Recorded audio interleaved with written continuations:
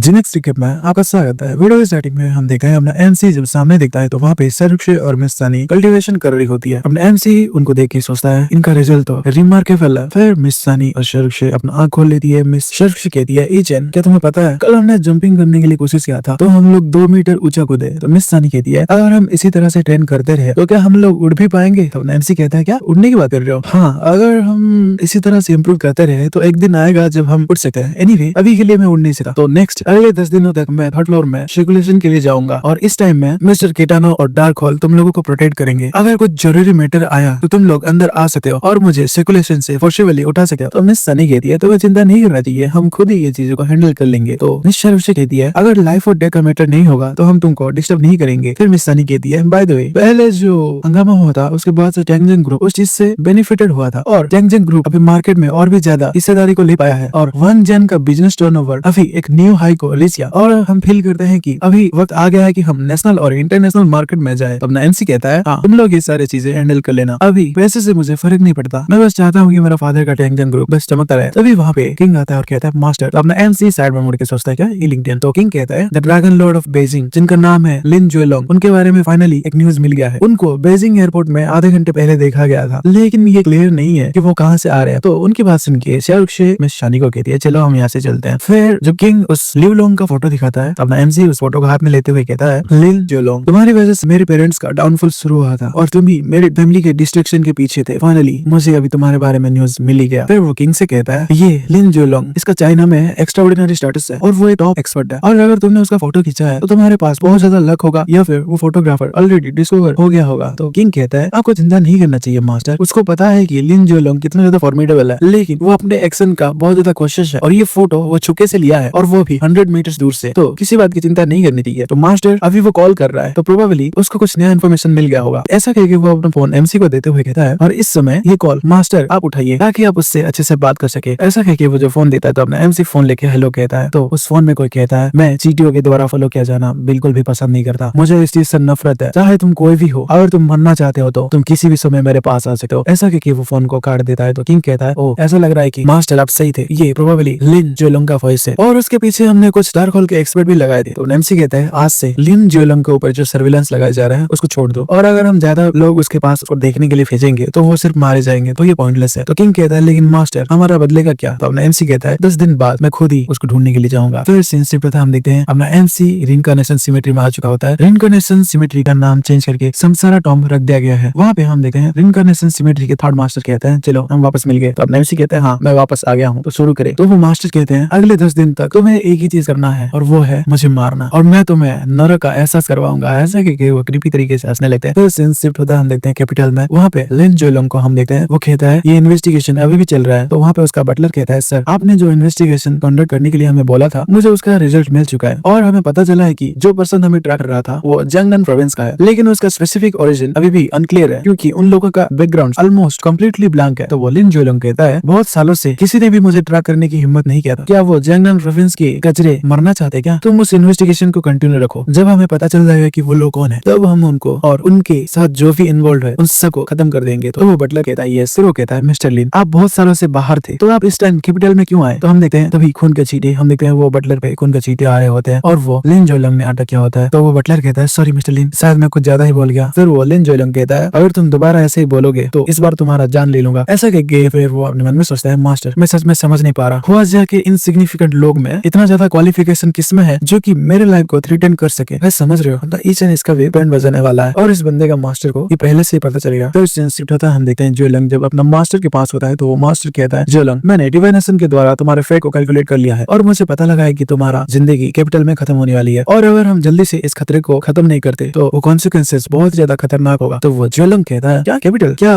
वो थ्रेट हुआजिया से कोई है क्या? ये तो बहुत ही ज्यादा रिडिकुलस है, अगर हुआजिया जैसे कचरे जगह से कोई चींटी मुझे कैसे मार सकता है? क्या आपको उस आदमी के बैकग्राउंड के बारे में कुछ पता है मास्टर? तो उसके मास्टर कहता है ऐसा मत सोचो कि तुम इस दुनिया में इनविंसिबल हो, इस बार तुम्हें इस सिचुएशन को केयरलेसली हैंडल नहीं करना चाहिए बल्कि सावधानी से इसको हैंडल करो, समझे? फिर सीन शिफ्ट होता है, हम देखते हैं रिइंकार्नेशन सिमेट्री में अपना एमसी अपने मन में सोच रहा होता है ये 5 दिन हो चुका है और इन 5 दिनों में मैंने सारी टैक्टिक्स को यूज कर लिया लेकिन हर बार आखिर में मैं ही मारा गया। हम देखते हैं वो रिइंकार्नेशन सिमेट्री वाले मास्टर कहते हैं वहाँ पे बस खड़े मत रहो बच्चे, ऐसा कहके वो अपने एमसी पे हमला करते हैं। तो एमसी जमीन पे गिर के हाँफ रहा होता है तो वो मास्टर कहते हैं जल्दी से उठ जाओ, अभी तक ये खत्म नहीं हुआ है। तो अपना एमसी कहता है एल्डर आप तो एंशिएंट पावर हाउस हो और मैं बस 5 सालों के लिए कल्टीवेशन पाथ में आया हूँ और हम दोनों के स्ट्रेंथ के बीच गैप बहुत ज्यादा बड़ा है, तो ये बिल्कुल भी फेयर नहीं है। तो मास्टर उससे एक और अटैक कर देते हैं, तो एमसी उसको डॉज कर लेता है। तो मास्टर कहता है मैंने अपना स्ट्रेंथ ऑलरेडी ट्रू ह्यूमन रेलम तक सप्रेस कर लिया है, क्या तुम इस चीज से सेटिस्फाइड नहीं हो? तो एमसी कहता है मैं बस अभी क्यूआई कंडेंसर रेलम में हूँ और अभी भी ट्रू ह्यूमन रेलम पहुंचने के लिए मुझे फाउंडेशन एस्टेब्लिश रेलम पार करना पड़ेगा, तो मैं 2 मेजर ज्यादा वाले बंदे के साथ कैसे फाइट कर सकता हूँ? तो मास्टर कहता है पुलिस मेरे नजरों में इवन ट्रू ह्यूमन रेलम भी एक चींटी के बराबर है और मैं अपने एक उंगली उठा के उसको क्रॉस कर सकता हूँ। तुम इसके बारे में क्यों नहीं सोचते कि मैं तुम्हारे साथ फाइट करने के लिए ट्रू ह्यूमन रेलम को क्यों चूज किया? ये पाथ ऑफ स्लटर और भी ज्यादा स्ट्रॉन्गर बनता है जब तुम लाइफ एंड डेथ सिचुएशन को फेस करते हो। तुम जितना ही ज्यादा लाइफ एंड डेथ सिचुएशन के करीब होगे तुम उतना ही ज्यादा अपने पावर को बढ़ा के एनिमीज को मार सकोगे। और उससे भी ज्यादा तुम्हें एक चीज समझना चाहिए कि द पाथ ऑफ कल्टीवेशन बहुत ही ज्यादा क्रूएल है और तुम्हें हर बार अपने सेम लेवल का एनिमी नहीं मिलेगा। वो एनिमी तुमसे सैकड़ों गुना स्ट्रॉन्गर भी हो सकते हैं और उसमें तुम क्या करोगे? तुम किसी भी वक्त 10 गुना या फिर 100 गुना स्ट्रॉन्गर एनिमी को फेस करोगे, तो तब तुम क्या करोगे? तुम्हें बस अभी अपना पोटेंशियल को निकालना है और तभी तुम उनसे लड़ पाओगे। ऐसा कि वो अपना पावर को रिलीज करते तो एमसी के सामने बहुत ज्यादा पावर आता है। फिर वो मास्टर अपना एमसी को अपने पावर से जकड़ लेते हैं और कहते हैं अभी मैं तुम्हारे फ्लैश को टुकड़ों में बांट दूंगा और तुम्हारे सोल को चीर फाड़ दूंगा और मैं तुम्हें कम्प्लीटली किल कर दूंगा, तो तुम क्या करने वाले हो? तो एमसी अपना लोटी ब्रेकिंग स्वॉर्ड को निकालता है और कहता है ऑफ कोर्स मैं आपको मार दूंगा। तो वो बुढ़े मास्टर मुस्कुराते हैं और कहते हैं वेरी गुड, अब मुझे तुम और भी ज्यादा पसंद आ रहे हो। ऐसा कि उन दोनों के बीच में बहुत ज्यादा फाइट होने लगता है। हम देखते हैं वहाँ पे ड्रैगन ऑफ ब्लड स्लेटर बाहर आता है और अपना एमसी हंस रहा होता है। फिर वो अपने मन में सोचता है पास्ट के 10 दिनों में मेरा martial art skill, reaction speed और इवन मेरा स्ट्रेंथ भी एकदम खतरनाक तरीके से बढ़ा है। फिर वो बुढ़े मास्टर कहते हैं बुरा नहीं है, ऐसा लग रहा है कि तुम धीरे धीरे समझ रहे हो और तुम्हें अभी जो पावर दे रहा है वो तुम्हारा टूटा हुआ स्वॉर्ड नहीं है बल्कि वो किलिंग पाथ का ब्लड ड्रैगन है। हर बार जब तुम मरने की कगार पे होगे तो तुम्हारा ब्लड ड्रैगन और भी ज्यादा स्ट्रॉन्गर होगा और वो तुम्हारे मारने का डिजायर को और भी ज्यादा बढ़ाएगा और तुम जितना भी ज्यादा स्ट्रॉन्गर होगे तुम्हारा ब्लड ड्रैगन भी उतना ज्यादा स्ट्रॉन्गर होगा और ब्लड ड्रैगन जितना स्ट्रॉन्गर होगा तो तुम भी उतना ही ज्यादा स्ट्रॉन्गर बन पाओगे। ऐसा करके वो हंसने लगते हैं और कहते हैं कांग्रेचुलेशन, तुम अभी किलिंग पाथ में एंटर कर चुकी हो। तो एमसी अपने मन में सोच रहा होता है क्या ये भी मुझे लुओ युनटियान और चेन किंग गैंग की तरह छोड़ के जाने वाले हैं? ऐसा करके वो उन मास्टर से कहता है एल्डर इवन दो आप अभी मुझे अपना डिसाइपल लेने में इच्छुक नहीं है फिर भी मैं आप अपना मास्टर मानता हूँ। तो वो मास्टर कहता है ईचन मैं हमेशा तुम्हें मुझे मास्टर कहने के लिए मना करता था क्योंकि तुम क्वालिफाइड नहीं थे, लेकिन चीजें अभी बहुत ज्यादा डिफरेंट हो चुकी है। मैं तुम्हें जितना भी सिखा सकता था मैं तुम्हें सब कुछ सिखा दिया और तुमने सब कुछ एक्सेप्ट कर लिया है और तुम अभी मुझे मास्टर कह सकते हो। तो अपना एमसी अपना हाथ जोड़ता है और कहता है मास्टर। तो वो बुड्ढा कहते हैं मुझे अभी सेंटिमेंटल मत बनाओ और ये ऐसा भी नहीं है कि हम दोबारा वापस एक दूसरे से नहीं मिलने वाले। ये जगह समसरा टॉम, आखिर समसरा का मतलब क्या है आप लोगों को मैं बता दूं, ये जो समसरा टॉम कह रहे हैं वो एक्चुअली में रीइंकार्नेशन सिमेट्री ही है और राइटर ने इसका नाम बदल के समसरा टॉम रख लिया है। वो बुड्ढे मास्टर फिर कहते हैं जब तुम इस जगह के सीक्रेट को ढूंढ लोगे तो शायद हम दोबारा मिल सकते हैं और मैं अभी यहाँ से जाने वाला हूँ और शायद मैं 20 सेकंड तक यहाँ पे रह सकता हूँ। तो मैं तुम्हें 3 स्वॉर्ड टेक्निक को सिखाऊंगा और इसका नाम है स्काई ब्रेकिंग स्वॉर्ड इंटेंट, तो तुम इसे ध्यान से देखना। फिर वो अपने मंत्र पढ़ने लेते हैं और कहते हैं वो स्वर्ग और ये पृथ्वी माइरड बीइंग ग्रेट दाओ का 3000 पाथ है और काउंटलेस माइनर पाथ है, लेकिन मैंने स्लटर पाथ को चुना दाओ को प्रूव करने के लिए और मैं दाओ को ढूंढूंगा स्वॉर्ड इंटेंट के साथ। स्काई ब्रेकिंग स्वॉर्ड इंटेंट ये 3 स्वॉर्ड इंटेंट को मिला के बना है और सभी स्वॉर्ड एक वे ऑफ स्लॉटर है और अगर तुम एक बार इसे परफेक्ट कर लेते हो तो इसके पास इतना ज्यादा सफिशिएंट स्ट्रेंथ होगा कि तुम हेवेंस को भी काट सकते हो। तो हमारा पहला स्वॉर्ड है hidden dragon slashes the sky. अपना एमसी उनके टेक्निक को देख रहा होता है और वो अपने मन में सोचता है क्या यही सुप्रीम टेक्निक है एंशिएंट पावर हाउसेस का? ये तो बहुत ज्यादा पावरफुल है। हम देखते हैं वो मास्टर सिखाते हुए कह रहे होते हैं और एक स्वॉर्ड स्ट्राइक के साथ तुम स्वर्ग और धरती को तबाह कर सकते हो और सारे डायरेक्शन में तुम काट सकते हो। और हमारा सेकंड स्वॉर्ड फॉलिंग स्टार्स, ऐसा कि वो दोबारा पावर लगाते हैं तो वहाँ पे बहुत ज्यादा पावर कंडेंस होता है। फिर वो मास्टर कहते हैं the final sword the essence of the sky breaking sword intent, ये सबसे ज्यादा डिफिकल्ट कल्टीवेशन टेक्निक है और ये तीसरा स्वॉर्ड 8 वेस्टेस को बनाता है। ऐसा कि वो खतरनाक पावर रिलीज कर रहे होता है और अपना एमसी उनके पावर को देख रहा होता है और वो अपने मन में सोच रहा होता है ये स्काई ब्रेकिंग स्वॉर्ड इंटेंट अगर मैं इन 3 स्वॉर्ड्स को मास्टर कर लेता हूँ तो बस मैं मुझे कोई भी रोक नहीं पाएगा। फिर वो मास्टर कहते हैं ईचन डोमेन हार्ट पीएल का और तो टूमस्टोन को सैटर कर दिया है और अगर तुम थोड़ा सा अपना ट्रिक वाई को उन पे डालोगे तो वो दोनों मास्टर तुम्हारे पास आ जाएंगे और ये तुम्हारा ट्रम्प कार्ड है। तो तुम हमेशा आखिरी वक्त में इसका इस्तेमाल करना और जितना हो सके इसे अवॉइड करने का कोशिश करना। तो अपना एमसी कहता है हाँ आपका डिसाइपल ये समझ गया। फिर वो मास्टर गायब होते हुए कहने लगता है मैं हूँ किलिंग पाथ का लॉर्ड, मैंने राइटिस पाथ को मारा है, मैंने केओटिक पाथ को मारा है और पूरी दुनिया मेरे नाम को सोचते भर से ही कांपने लगी है। तुम मेरे डिसाइपल हो और उससे ज्यादा तुम वो इंसान हो जो कि स्लटर पाथ को हिला के रख देगा और तुम बनोगे the Lord of slaughter path और तुम्हें कोई भी अंडर एस्टिमेट नहीं कर सकता और मैं होप करता हूँ कि हम जल्द ही मिलेंगे। ऐसा कह के वो गायब होने लेते हैं। फिर से हम देखते हैं अपना एमसी अपने सोफे पे बैठा होता है और किंग और किटानो वहाँ पे घुटने में होता है। अपना एमसी कहता है मैं इन 10 दिनों तक सिकुलेशन में था और सब कुछ एकदम शांत था, है ना? तो किटानो कहते हैं हाँ विला के साइड में कुछ भी नहीं हुआ था। फिर किंग कहता है बहुत सारे मार्शल आर्टिस्ट टूरिस्ट अलग अलग जगह से जंगन प्रोविंस में आ रहे हैं, लेकिन अभी तक हमें उनका मोटिव पता नहीं चला है और मुझे शक हो रहा है कि वो लोग कैपिटल से और प्रोबेबली ये लिन जुलंग का काउंटर अटैक है। अपना एमसी कहता है इस चीज से फर्क नहीं पड़ता, मैं खुद ही कल सुबह कैपिटल में जाऊंगा और तुम अरेंज करना कि डार्क होल के मेंबर्स सभी कैपिटल में आए, क्योंकि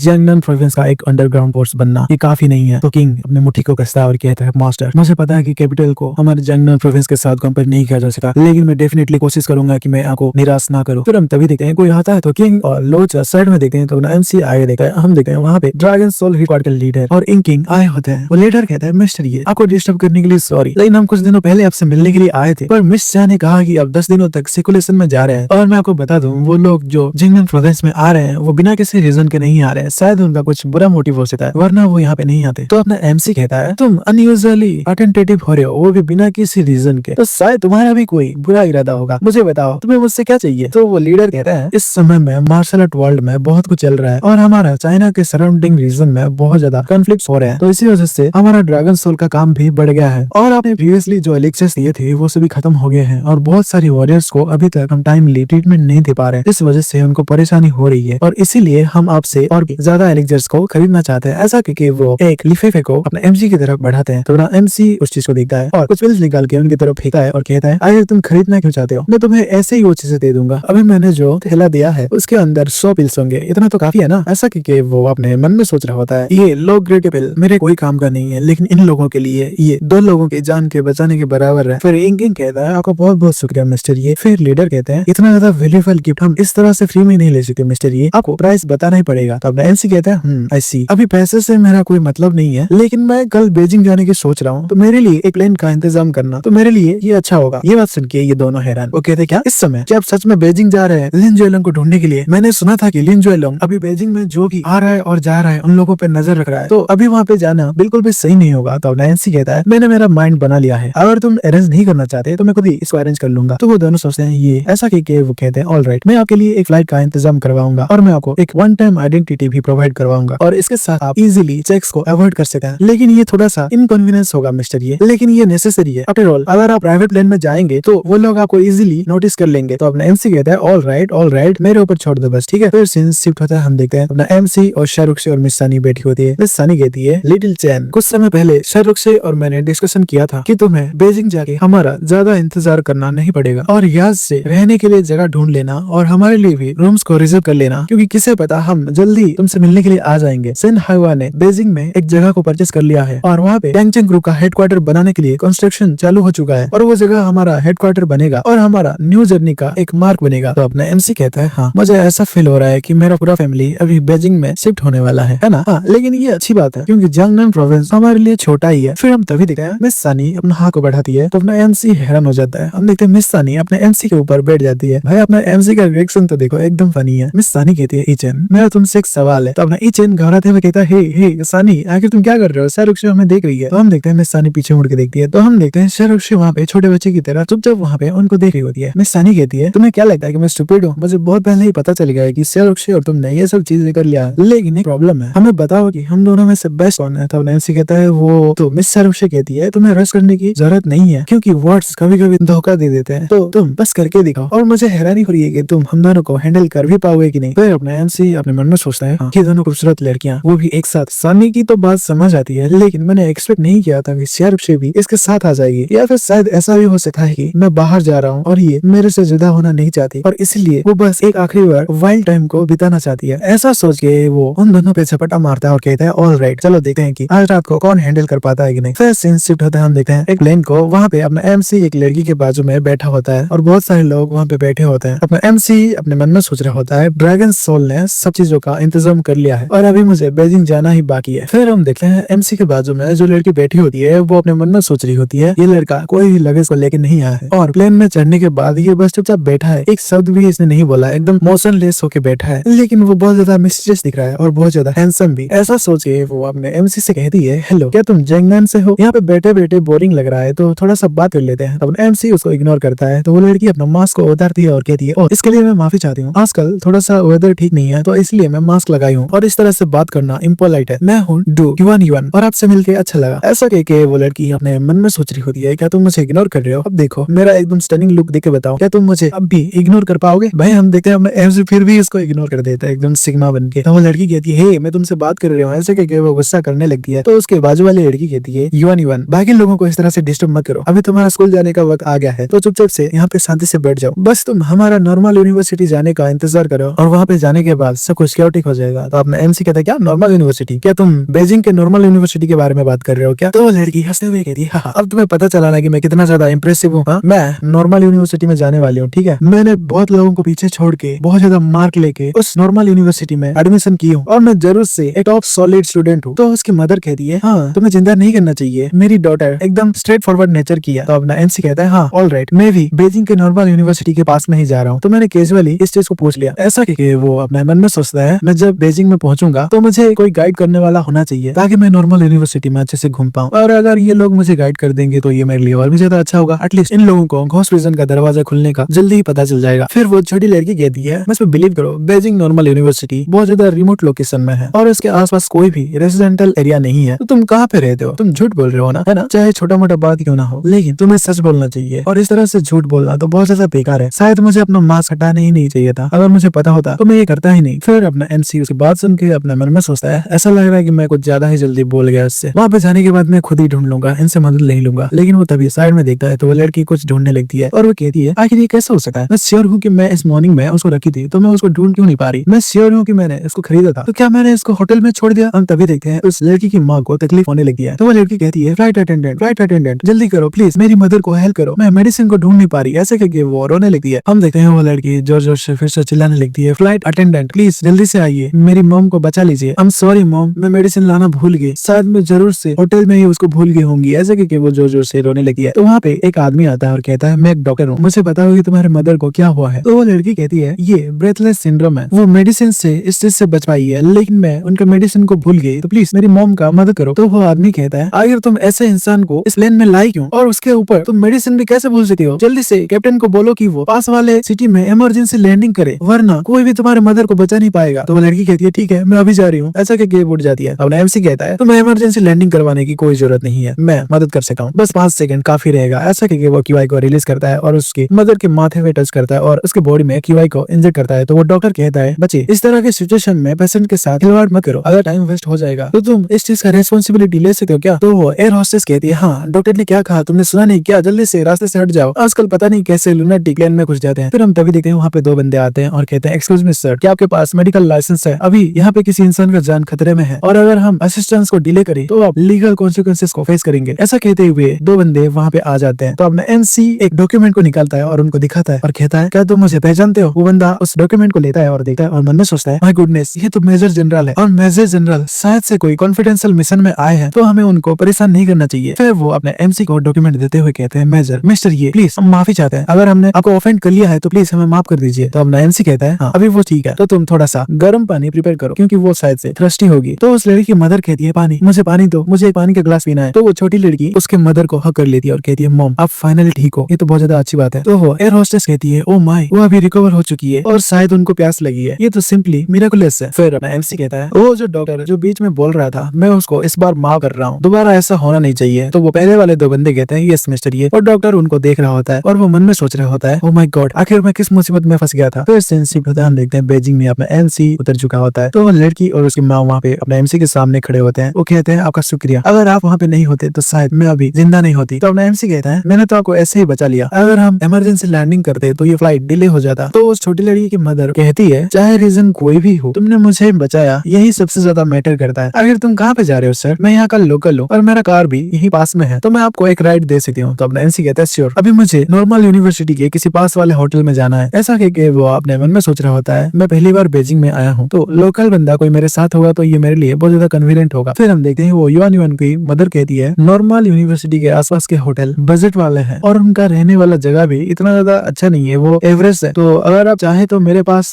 में ही एक विला है और आप वहाँ पे एक रात रह सकते हैं और कल सुबह मैं आपको एक अच्छी जगह पे लेके चलूंगी। तो अपना एमसी कहता है, ठीक है। फिर सीन शिफ्ट होता है, हम देखते हैं एक विला में वो तीनों आ चुके होते हैं। वहाँ पे अंदर से कोई कहता है, आखिर ये यंग मैन कौन है? हम देखते हैं वहाँ पे एक आदमी होता है न्यूज़पेपर पढ़ते हुए। वहाँ पे युवान युवान की मॉम कहती है, ये है मिस्टर ये, मैं प्लेन में मेडिसिन लेना भूल गई थी और फॉर्चुनेटली मिस्टर ये ने मेरे मदद किया और मुझे पता चला कि वो बेजिंग के नॉर्मल यूनिवर्सिटी में जा रहे हैं, तो मैं उनको इनवाइट की कि वो एक रात यहाँ पे रह सके। आफ्टर ऑल हमारे पास बहुत ज्यादा रूम है। तो वो आदमी कहता है, क्या? आखिर तुम किस बारे में बात कर रहे हो, मैं मेडिकल इंडस्ट्री में बहुत सालों से हूँ और मैं मेरे वाइफ का कंडीशन सबसे ज्यादा अच्छे से जानता हूँ, तो ये बंदा उसको कैसे ही क्योर कर सकता है। ये दोनों क्लूलेस वुमेन शायद इस बच्चे के द्वारा बुद्धू बन गई है, ऐसा वो मन में सोच रहा होता है। फिर वो उठता है और एक कार्ड को निकालता है और कहता है, आज रात हमारे घर पे गेस्ट आने वाले हैं और शायद सारा रूम ऑक्यूपाइड हो जाएगा, तो मैं ड्राइवर को बोल के तुम्हें एक अच्छे होटल में रूम दिलवा दूंगा और ये लो 5 लाख और इसको तुम टोकन ऑफ ग्रेटिट्यूड के तौर पे समझ सकते हो और तुम्हें थैंक्स कहने की जरूरत नहीं है। तो युवान युवान कहती है, डैड आखिर आप ऐसे कैसे कर सकते हो। तो उसकी बीवी कहती है, मिस्टर ये मेरे बेनिफिटर हैं और अगर किसी को होटल में रुकना ही होगा तो वो गेस्ट रुकेंगे, ये नहीं। तो युवान युवान के फादर कहते हैं, मैं बहुत मेहनत करके तुम्हारी लाइफ को अच्छा किया हूँ, तो तुम्हें क्या लगता है कि इस घर का इंचार्ज कौन है। जैसे कि वो अपने मन में सोच रहे होते हैं, तुम मेरे डॉटर के क्लोज होना चाहते हो और मेरे फैमिली के फॉर्च्यून को लेना चाहते हो, है ना। मैंने तुम्हारे जैसे बहुत लोग देखे हैं। फिर अपना एमसी उनकी हरकतों को देख के कहता है, मनी बस मेरे लिए एक नंबर है, इसके अलावा कुछ भी नहीं है। ऐसा कह के वो उस कार्ड को फेंक देता है। तो वो लड़की कहती है, मिस्टर के। फिर वो लड़की अपने एमसी के पीछे जाने लगी है। तो युवान युवान की मॉम कहती है, डू जिंगो, क्या तुम इस तरह से मेरे बेनिफिटर को ट्रीट करोगे। शायद मैंने तुम्हें मिसजज कर लिया है। इवन मेरे लाइफ को बचाने के अलावा भी मिस्टर ये कोई ऑर्डिनरी पर्सन नहीं है, क्या तुम्हें पता है। तो युवान युवान के फादर कहते हैं, तुम और तुम्हारी बेटी एक पर्सन को जज करने भी नहीं जानते। मैं बिजनेस की दुनिया में बहुत सालों से हूँ और मैं लोगों के मन को अच्छे से पढ़ सकता हूँ। फिर हम देखते हैं युवान युवान वहाँ पे आती है और कहती है, मैं जब बाहर गई तो मैं मिस्टर ये को ढूंढ नहीं पाई, जैसे कि वो गायब ही हो चुके हैं। डैड आप सच में इस टाइम मिसजज कर लिए हो। पहले मिस्टर ये ने कुछ ऐसा कहा था कि हम उस पर बिलीव ही नहीं कर सकते थे। इवन मॉम भी इसके बारे में नहीं जानती थी और उस समय लेन के एयर मार्शल्स मिस्टर ये को रोकने की कोशिश की, लेकिन मिस्टर ये ने एक सर्टिफिकेट निकाला और वो चीज देखी, वो एयर मार्शल का एटीट्यूड कम्प्लीटली चेंज हो गया। और मैंने थोड़ा थोड़ा सा ही देखा कि उस सर्टिफिकेट में बस 2 ही वर्ड लिखे हैं और वो है मेजर जनरल। ये बात सुन के उसके पिताजी हंसने लगते हैं, कहते हैं, क्या मेजर जनरल, एक मेजर जनरल, वो भी वाजिया का, क्या मस्त जोक मार रहे हो। आखिर ये कैसे हो सकता है, इतना बड़ा हस्ती तुम्हारे साथ प्लेन में कैसे बैठ के जाएगा। वो शायद जरूर एक आइडिया होगा। और तुम मुझे क्या समझते हो, मैं एक्चुअली मिलिट्री रीजन के किसी बंदे को जानता हूँ और मैंने कभी भी इतना ज्यादा यंग मेजर जनरल के बारे में नहीं सुना और इस तरह का फेक डॉक्यूमेंट बनाना बहुत ज्यादा सीरियस क्राइम है और अगर वो बच्चा यहाँ से भागा नहीं होता ना तो मैं अब तक पुलिस को रिपोर्ट कर होता। तो युवान युवान कहता है, ऐसा लग रहा है कि जो भी हमने देखा था वो सच नहीं था, शायद हमको धोखा दिया गया है। तो उसकी मदर कहती है, अच्छा ऐसा है। फिर हम तभी देखते हैं उनके दरवाजे पे कोई खटखट करता है। तो युवान युवान के फादर उस दरवाजे को खोलने के लिए जाते हैं। तो दरवाजे के बाहर 2 आर्मी के बंदे होते हैं। वहाँ पे एक आर्मी का बंदा कहता है, हेलो, हम यहाँ पे मेजर को पिकअप करने के लिए आए हैं। मेजर ली ने कहा था कि हम उनको एयरपोर्ट में ही पिकअप कर लिए, लेकिन हमें पता चला कि मिस्टर ये किसी और के साथ चले गए हैं और ये हमारे लिए परेशानी की बात है। ये बात सुन के वो युवान युवान के फादर एकदम घबरा जाते हैं और वो कहते, क्या मेजर, क्या उसका सरनेम ये था। तो वो आर्मी वाला बंदा कहता है, हाँ। तो युवान युवान के फादर सो के मारे नीचे गिर जाते हैं और वो अपने मन में सोच रहे होते हैं, ओ नो, अगर मैं थोड़ा सा और पोलाइट होता तो शायद मुझे फ्यूचर में उसका सपोर्ट मिल जाता, लेकिन अभी मैंने ये अपॉर्चुनिटी को मिस कर दिया है और उसके अलावा मैंने एक मेजर जनरल को ऑफेंड कर दिया है। फिर सीन शिफ्ट होता है, हम देखते हैं एमसी कहीं पे आ चुका होता है। वो अपने मन में सोच रहा होता है, लकीली डू युवान युवान का घर इस जगह से ज्यादा दूर नहीं था, तो मैं चल के यहाँ पे जल्दी से आ गया। क्या यही जगह पे घोस्ट रीजन का एंट्रेंस खुलने वाला है। मुझे ऐसा क्यों लग रहा है कि यहाँ पे वो चीज नहीं खुलेगा, क्योंकि यहाँ पे कोई भी स्पेशल ऑरा नहीं है और ना ही यहाँ पे ट्रू एनर्जी का कोई फ्लक्चुएशन है। पर यहाँ के आसपास घूमने के बाद मुझे पता चला कि स्कूल का लेआउट थोड़ा सा स्पेशल है, तो जरूर यहाँ पे किसी तरह का फॉर्मेशन छुपाया गया होगा और शायद वही फॉर्मेशन का कोर ही एंट्रेंस होगा। फिर वो तभी साइड में मुड़ के देखता है तो कोई लड़की वहाँ पे बैठी होती है। तो अपना ए चैन मन में सोचता है, ये जगह, इस जगह में तो एक एंशिएंट मार्शल आर्टिस्ट का ऑरा है। ऐसा कहके वो उस लड़की के पीछे आ जाता है। तो वो लड़की एकदम घबरा जाती है और कहती है, आखिर तुम कौन हो भाई, आखिर तुम इस तरह से भूत बन के कहाँ से आ गए। तो अपना एमसी और भी ज्यादा करीब जाता है। तो वो लड़की कहती है, आखिर तुम्हें क्या चाहिए। तो अपना एमसी कहता है, मैं एक प्रिजन को ढूंढ रहा हूँ। ऐसा कहके वो अपने मन में सोचता है, ये एक ऑर्डिनरी पर्सन है, तो इसके ऊपर जो ऑरा है शायद किसी अलग एंशिएंट मार्शल आर्टिस्ट का होगा। तो वो लड़की कहती है, क्या तुम भी घोस्ट प्रिजन को ढूंढ रहे हो। तुम लोग आखिर मुझे कब परेशान करना बंद करोगे। अभी अभी एक बुढ़ा आदमी मुझे पूछ रहा था कि घोस्ट प्रिजन कहाँ पे है, आखिर ये मुझे कैसे पता होगा भाई। अपना एमसी उस लड़की के कंधे पे हाथ रखता है और कहता है, आखिर वो आदमी कहाँ पे है और वो कितने टाइम पहले यहाँ से गया है। तो वो लड़की कहती है, मैं श्योर नहीं हूँ, वो बड़े अंकल एक रोग को पहने थे और वो उस तरफ गए थे। तो अपना एमसी कहता है, सॉरी, मुझे माफ कर देना। ऐसा कि वो वहाँ से तेजी से जाने लगता है उस बुढ़े को पीछा करने के लिए। हम देखते हैं वो बुढ़ा आगे ही दौड़ रहा होता है। अपना एमसी उसको देख के कहते हैं, हाँ वो रहा। फिर वो बंदा, उसको भी एहसास हो जाता है तो वो एक वेपन को अपने एमसी की तरफ थ्रो करता है। तो अपना एमसी उसको तोड़ देता है और कहता है, क्या तुम परेशानी खड़ा करना चाहते हो क्या। ये चीज देखी वो बंदा शौक होता है, लेकिन तभी अपना एजेंट वहाँ से गायब हो जाता है और उसके आगे आ जाता है। तो वो बंदा मन में सोचता है, क्या इतना ज्यादा फास्ट। फिर अपना एमसी कहता है, आखिर तुम कहाँ जा रहे हो और तुम घोस्ट प्रिजन को क्यों ढूंढ रहे हो। तो वो बंदा कहता है, घोस्ट प्रिजन, तुम्हें तो बहुत कुछ पता है। ऐसा कहके वो अपने हाथों में वेपन्स को निकाल लेता है। तो अपना एमसी कहता है, क्या तुम इस तरह से ट्रिक खेलने वाले हो क्या। ऐसा कहके वो अपना पावर को रिलीज करता है। तो वो बंदे का वेपन्स गिर जाता है और उस बंदे के मुंह से खून निकलने लगता है। वो बंदा कहता है, इंप्रेसिव, तुम्हारा स्ट्रेंथ इतना ज्यादा खतरनाक है कि मुझे तुम्हारे सामने एक चींटी की तरह फील हो रहा है। मुझे माफ कर देना सर, मैंने घोस्ट प्रिजन के बारे में थोड़ा बहुत सुन लिया था कि वो घोस्ट प्रिजन यहाँ पे ओपन होने वाला है, तो मैं एडवांस में ही यहाँ पे देखने के लिए आ गया था। तो अपना एमसी अपना पावर से उसके एक हाथ को काट लेता है। तो वो बंदा दर्द के मारे चीखने लेता है। तो अपना एमसी कहता है, जब लोग लोग झूठ बोलते हैं तब उनका हार्ट रेट चेंज हो जाता है। मैं तुम्हारे झूठे मूठे बात सुनना नहीं चाहता, तो मुझे सच बताओ। तो वो बंदा अपने हाथ को पकड़ते हुए कहता है, सर मैं आपको सब कुछ बता दूंगा। मुझे ग्रैंड मास्टर लिन ने कहा था कि मैं इस जगह को गार्ड करूं, और उन्होंने कहा था कि घोस्ट प्रिजन जब भी ओपन होगा या फिर उसका ओपन होने का कोई साइन होगा तो मैं उनको जल्दी से रिपोर्ट करूं, और अगर कोई बंदा इस चीज को इंक्वायरी कर रहा होगा तो मैं उसको उसी स्पॉट मार दूं। ये सब उनका ऑर्डर था। तो अपना एमसी कहता है, क्या तुमने जिस ग्रैंड मास्टर लिन के बारे में कहा क्या वो लिन जोएलोंग है? तो वो बंदा कहता है, नहीं नहीं, मेरे जैसा इंसान लिन जोएलोंग को कैसे जान सकता है? वो तो कैपिटल की लिन फैमिली का कोई और ही मेंबर है, शायद वो लिन जोएलोंग का एक स्लेव होगा। हाँ, मुझे याद आया कि लिन जोएलोंग का स्लेव ने बताया था कि घोस्ट प्रिजन का की एक वुमन के द्वारा कंट्रोल किया जा रहा है, इसलिए मैंने सोचा कि मैं वो लेक वाली कॉलेज स्टूडेंट को पूछूंगा। मैंने सोचा कि ये वही होगी, लेकिन ऑब्वियसली मैं गलत था। अपना एमसी कहता है, मेरा एक आखिरी सवाल, आखिर लिन जोएलोंग कहाँ है? ये बात सुन के वो बंदा एक पल के लिए साइलेंट होता है, फिर वो कहता है, कैपिटल की टॉप फैमिलीज एक्सट्रीमली हिडन रहती है और उनके मेंशन में फॉर्मेशन लगाया गया होता है, जिसके वजह से ऑर्डिनरी पीपल उनको ढूंढ नहीं पाते। तो मेरे जैसा एक ऑर्डिनरी आदमी जिसको कि लिन फैमिली के ठिकाने के बारे में नहीं पता, उसको लिन जोएलोंग के बारे में कैसे ही पता होगा? तो अपने एमसी वहां से जाते हुए कहता है, हाँ मैं समझ गया। उसको जाते हुए देखिए वो बंदा अपने मन में सोचता है, ये आदमी घोस्ट प्रिजन में इंटरेस्टेड है और उसके अलावा वो लिन जोएलोंग में भी इंटरेस्टेड है। अगर मैं इसके बारे में इन्फॉर्मेशन लिन फैमिली के पास पहुंचा दूं तो शायद मुझे कुछ अपॉर्चुनिटी मिल जाएगा। ऐसे क्योंकि वो स्माइल कर रहा होता है, लेकिन तभी एक पत्थर उड़ के आता है उसके पास। वो बंदा भी उसको देखा, लेकिन वो पत्थर उसके माथे पे घुस जाता है और वो बंदा वहीं पे टपक जाता है और अपना एमसी चलते हुए वहां से जाने लगता है। वो कहता है, मैं जब तक लिन जोएलोंग के साथ डील ना कर लूं तब तक मैं शांति से नहीं बैठूंगा। इवन इफ ये आदमी उसके स्लेव के अंडर में काम कर रहा है, फिर भी मैं उसको बिल्कुल भी नहीं छोड़ूंगा। अभी मेरे डार्क होल के बंदे यहाँ पे आए नहीं है, तो मैं इंकिंग को बोलूंगा कि इस बॉडी को डिस्पोज कर ले। ऐसा कि वो कॉल मिलाता है, फिर सेंस शिफ्ट होता है। हम देखते हैं वहाँ पे एक गाड़ी आके रुकती है अपने एमसी के सामने। वो था ईचन के मामा। ईचन के मामा कहते हैं, सरप्राइज, मैं भी कैपिटल में आ ही गया, तो जल्दी से कार में बैठ जाओ। तो अपना एमसी उनको देखता है, फिर हम देखते हैं अपना एमसी गाड़ी के अंदर आ जाता है। ईचन के मामा कहते हैं, तुम्हें कैपिटल में नहीं आना चाहिए था, सच में तुम्हें बिल्कुल भी नहीं आना चाहिए था। जबकि तुम नॉर्मल यूनिवर्सिटी के पास में थे तो शायद तुम्हें घोस्ट प्रिजन के बारे में पता लग गया होगा। तो अपना एमसी कहता है, मैं क्या करूंगा क्या नहीं, मुझे ये चीज आपको बताने की कोई जरूरत नहीं है, लेकिन जब आप यहाँ पे आ ही गए हैं तो मुझे किसी पास वाले होटल में लेके जाइए और मैं जानना चाहता हूँ कि लिन जोएलोंग कहाँ पे है। तो उसके मामा कहते हैं, क्या तुम लिन जोएलोंग को मारना चाहते हो? कितना ज्यादा रिडिकुलस है, और तुम पागल हो गए हो क्या बच्चे? कैपिटल के मार्शल आर्टिस्ट का लेवल जैनन प्रोविंस के मार्शल आर्टिस्ट के लेवल से बहुत ही ज्यादा ऊपर है, और 5 सालों से लिन जोएलोंग ग्रैंड मास्टर लिस्ट में सेकंड नंबर पे आ रहा है। और ये मत समझना कि वो सेकंड नंबर पे है तो कमजोर है, वो चाहे तो पहला स्थान भी अधिकार कर सकता है। उसके पास इतना ज्यादा स्ट्रेंथ है, वो इसलिए अभी तक फास्ट नहीं बना क्योंकि वो सडनली मिस्टीरियस तरीके से डिसअपियर हो गया था, और वो रिसेंटली ही यहाँ पे वापस आया है। और अगर हम रियल स्किल्स के तौर पे देखा जाए तो अभी जो करंट नंबर 1 ग्रैंड मास्टर है वो भी उसके मुकाबला का बिल्कुल भी नहीं है। और अभी हम उस लिन जोएलोंग के बारे में बात नहीं करते, पहले ये बात सुनो। जेंग रुनजे जो मार्शल आर्ट ब्यूरो से है, वो तुम्हें हमेशा से मारना चाहता था, और प्रोबेबली तुम यहाँ पे आ गए हो इस बात का अंदाजा भी उसको लग गया होगा। तो पहला चीज है, तुम्हें सर्वाइव करना पड़ेगा उसके अटैक से, अदरवाइज तुम जो बोल रहे हो वो बस एम्प्टी टॉक बन के रह जाएगा। और हम होटल में आ चुके हैं। तो अपना एमसी उतर जाता है, तो उसके मामा कहते हैं, अगले दिन मैं ग्रैंड मास्टर लिस्ट के टॉप एक्सपर्ट्स को चैलेंज करूंगा, तो उसके बाद मेरे पास ज्यादा एनर्जी बचा नहीं होगा, तो तुम अपना ध्यान रखना और याद रखना बिल्कुल भी लिन जोएलोंग को प्रोवोक मत करना। तो अपना एमसी कहता है, क्या प्रोवोक? ये काफी नहीं होगा सर, अगर एक बार मैं अपने पेरेंट्स को रेस्क्यू कर लूं तब मैं खुद ही जाके पर्सनली उसके सर को काटूंगा। ये बात सुन के ईचन के मामा एकदम साइलेंट होता है, फिर सेंस शिफ्ट होता है। हम देखते हैं मार्शल आर्ट ब्यूरो का सीन। वहाँ पे जेंग रुनजे खड़ा होता है, वो कहता है, ईचन, क्योंकि ड्रैगन सोल हिट स्क्वाड वहाँ पे प्रेजेंस था, इसी वजह से मैं जंगनम प्रोविंस में तुम्हें मार नहीं पा रहा था, लेकिन कैपिटल मेरा टेरिटोरी है और मेरा मार्शल आर्ट ब्यूरो यहाँ पे राज करता है, तो मैं इस बार तुम्हें प्रॉपरली वेलकम करूंगा। फिर वो एक मास्टर से कहता है, जाओ और ईचन के सारे इन्फॉर्मेशन को मेरे लिए कंफर्म करो, मैं जानना चाहता हूँ कि वो कहाँ पे रुका है और वो किस किस से मिला है। वो बच्चा इस टाइम कैपिटल में आया है, ये तो बहुत ज्यादा सस्पिशियस है, और जब तक हम उसके बारे में सब कुछ जान नहीं जाते तब तक हम कोई भी एक्शन नहीं लेंगे। तो वो मास्टर कहता है, यस। फिर सीन्स शिफ्ट होता है, हम देखते हैं अपना एमसी होटल के रूम में कल्टीवेशन कर रहा होता है, और वो कहता है, मैंने पूरी रात कल्टीवेशन किया, इसके वजह से मेरा कल्टीवेशन थोड़ा थोड़ा बढ़ा, और उसके अलावा मेरा स्काई ब्रेकिंग स्वॉर्ड इंटेंट भी मैं और थोड़ा थोड़ा अच्छे से समझ पा रहा हूँ। लेकिन अभी के लिए अगर मैं अपना पूरा पावर भी इस्तेमाल कर लूं, फिर भी मैं बस फर्स्ट स्वॉर्ड को ही थोड़ा सा इस्तेमाल कर पाऊंगा। फिर हम तभी देखते हैं अपना ईचन के दरवाजे पे नॉक नॉक होता है, तो अपना ईचन दरवाजा खुलता है, तो इंकिंग वहाँ पे आया होता है। तो अपना एमसी कहता है, इंकिंग अभी तुम यहाँ पे क्या कर रहे हो? तो इंकिंग कहता है, मिस्टर ये मैं जानता हूँ कि आप नॉर्मल यूनिवर्सिटी के ऊपर ध्यान दे रहे हो रिसेंटली, तो मैंने एक प्लान बनाया है। ये देखो, ड्रैगन सोल ने आपके लिए एक सुटेबल आइडेंटिटी को अरेंज किया है, और इस आइडेंटिटी के साथ आप स्कूल में इजिली ऑपरेट कर सकते हैं। आप ईचन के फेक आइडेंटिटी को लेके स्कूल के बच्चे को पढ़ा सकते हैं। इसके बारे में क्या ख्याल है? और रही बात आपकी रेसिडेंस की, तो हम आपको स्कूल की फैकल्टी अपार्टमेंट दे देंगे। तो अपना एमसी कहता है, हाँ तुमने इस बार अच्छा किया, अगर तुम्हें और भी ज्यादा पेज की जरूरत होगी तो मुझे मांगना मत बोलना, ठीक है? फिर अपना एमसी मन में सोच रहा होता है, मैंने पहले क्यों नोटिस नहीं किया था, ये बच्चा तो सच में क्लेवर है। फिर वो इंकिंग कहता है, और इस दौरान मैं भी कैपिटल में रहने वाला हूँ, और अगर आपको किसी भी मदद की जरूरत होगी तो आप मुझे किसी भी समय कॉल कर सकते हैं। हमारे ड्रैगन सोल आपकी हर चीज में मदद करेगा, और अगर हम किसी चीज को हैंडल ना कर पाए तो भी चीफ उसको संभाल लेंगे। तो अपना एमसी कहता है अच्छा ऐसा है। ऐसा कह के अपना एमसी अपने मन में सोचता है इवन जंगल में भी तुम मेरे साथ में खड़े रहे और अभी कैपिटल में भी तुम मुझे प्रोटेक्ट करना चाहते हो। मैंने तो ये चीज एक्सपेक्ट कभी भी नहीं किया था, तुम तो बहुत ज्यादा अच्छे हो। फिर सिंस शिफ्ट होता है हम देखते हैं बेजिंग नॉर्मल यूनिवर्सिटी। वहाँ पे वही युआन युआन और वो पहले लेक वाली लड़की दोनों मिलके आ रहे होते हैं। वहाँ पे वो लेक वाली लड़की कहती है युआन युआन कल क्या हुआ तुम्हें पता है क्या, मैं कल 2 पागल इंसानों से मिली थी। जब उन्होंने मुझे देखा वो लोग पता नहीं कैसे फालतू बातें करने लगे। वो बोल रहे थे कि कोई घोस्ट विजन है। ये कितना ज्यादा परेशानी की बात है। स्पेशली वो सेकंड वाला पागल वो तो पता नहीं कहाँ से आ गया और वो घोस्ट विजन के बारे में मुझे पूछने लगा, वो भी मुझे फोर्सफुली पकड़ के। लेकिन युआन युआन आगे देखे एकदम खो गई होती है और उसकी बात को सुन नहीं रही होती है। तो वो लेक वाली लड़की कहती है हाँ युआन युआन तुम मेरी बात सुन भी रही हो कि नहीं, ऐसा करके वो अपना हाथ फेरती है उसके सामने। तो युआन युआन कहती है क्या ये वो हो सकता है। तो वो लेक वाली लड़की भी अपने एमसी को देख लेती है और कहती है हाँ ये तो वही पागल इंसान है। हे पागल इंसान तुम यहाँ पे मर जाओ, यहाँ पे देखो मैं तुम्हारे पिछवाड़े में लात मारने वाली हूँ। ऐसा करके वो अपने एमसी की तरफ लात मारने के लिए जा रही होती है, लेकिन अपना एमसी भी उसको नोटिस कर लेता है और उसके पैर को पकड़ लेता है। अपना एमसी उसको देखता है और कहता है कल जो हुआ अगर तुम उस चीज से सेटिस्फाइड नहीं हो तो तुम मुझसे बात भी कर सकते हो या फिर तुम प्रॉपर्ली नेगोशिएट भी कर सकते हो, लेकिन तुम डायरेक्टली फिजिकल हो रही हो, ये तो बहुत ज्यादा है। ऐसा कहके वो उस लड़की को अपने कंधे पे उठा लेता है और कहता है जो कि तुम एक नॉर्मल इंसान हो और तुम मुझे हार्म नहीं करना चाहती थी तो मैं तुम्हें सीरियस पनिशमेंट नहीं दूंगा, लेकिन मैं तुम्हें छोटा सा पनिशमेंट जरूर दूंगा। तो वो लड़की कहती है हे आखिर ये तुम क्या कर रहे हो, जल्दी से मुझे जाने दो। तो अपना एमसी उसके पिछवाड़े पे एक थप्पड़ मारता है तो लोग बात करने लगते हैं वाओ सभी लोग यहाँ पे आओ देखो ये तो एक्साइटिंग है ना, हमारा स्कूल का बेल पब्लिकली बजाया जा रहा है। मैं तो बहुत ज्यादा जेलस हूँ, मेरी बारी कब आएगी। वो लड़की रोते हुए कह रही होती है मैं तुम्हें मार दूंगी, मैं तुम्हें जरूर मार दूंगी। तो अपना एमसी कहता है क्या तुम फिर से मुझे धमका रही हो, ऐसा लग रहा है कि तुमने अपना लेसन को नहीं सीखा। ऐसा कहके वो बहुत ज्यादा थप्पड़ मारने लगता है पिछवाड़े में। तो वो लड़की कहती है प्लीज मुझे बहुत ज्यादा दर्द हो रहा है, मुझे माफ कर दो बड़े भाई, मैं गलत थी, मैं ऐसा कभी भी नहीं करूंगी, प्लीज मुझे जाने दो, मैं सच में ऐसा कभी भी नहीं करूंगी। तो अपना एमसी कहता है ये फीलिंग ये इतना भी ज्यादा बुरा नहीं है। फिर अपना एमसी उसको छोड़ देता है। तो युआन युआन कहती है मिस्टर ये आखिर आप यहाँ पे क्या कर रहे हो। ये बात सुन के वो लेक वाली लड़की अपने मन में सोचती क्या आखिर यहाँ पे क्या चल रहा है। युआन युआन डेफिनेटली एक सेकंड जनरेशन का यंग लेडी है, तो वो इस आदमी से डर क्यों रही है, आखिर वो बंदा है कौन। तो एमसी साइड में मुड़ के देखता है और कहता है क्या कुछ गलत है। तो युआन युआन झुके कहती है मुझे माफ कर दो मिस्टर ये, कल जो भी मेरे डांट से गलती हुई है उस चीज के लिए मैं माफी चाहती हूँ। कल रात हमारी पूरी फैमिली आपको ढूंढ रही थी और हम होप करते हैं कि अपॉलॉजी के तौर पे आप हमारा डिनर को ज्वाइन करेंगे, क्या ये सही रहेगा। तो एमसी कहता है नहीं इसकी कोई जरूरत नहीं है। तो वो लड़की कहती है हाँ ये। फिर हम देखते हैं वो लेक वाली लड़की कहती है युआन युआन तुम्हारा फादर फार्मास्यूटिकल कंपनी का बॉस है, इवन वो भी इस आदमी के सामने झुक रहा है, आखिर ये आदमी है कौन। आपको क्या लगता है आगे क्या क्या होने वाला है, क्योंकि स्टोरी और भी ज्यादा इंटरेस्टिंग होते जा रही है, घोस्ट विजन का पता लगने ही वाला है और यहाँ पे ऐसा नहीं है कि ये आसानी से पता लगेगा, यहाँ पे बहुत ज्यादा फाइट होने वाला है और स्टोरी और भी ज्यादा इंटरेस्टिंग होने वाली है। ये सब हम देखेंगे अगले एपिसोड में। और हाँ वीडियो थोड़ा सा छोटा है क्योंकि मेरा तबियत खराब है तो मैं ज्यादा वीडियो बना नहीं पाया और वीडियो थोड़ा सा लेट हुआ है, इसके लिए मैं माफी चाहता हूँ। अगला एपिसोड जरूर मैं 1 घंटे से ऊपर वाला बनाऊंगा, तो टेंशन मत लेना। मैं मिलता हूँ आपको अगली वीडियो में, तो तब तक के लिए बाय बाय।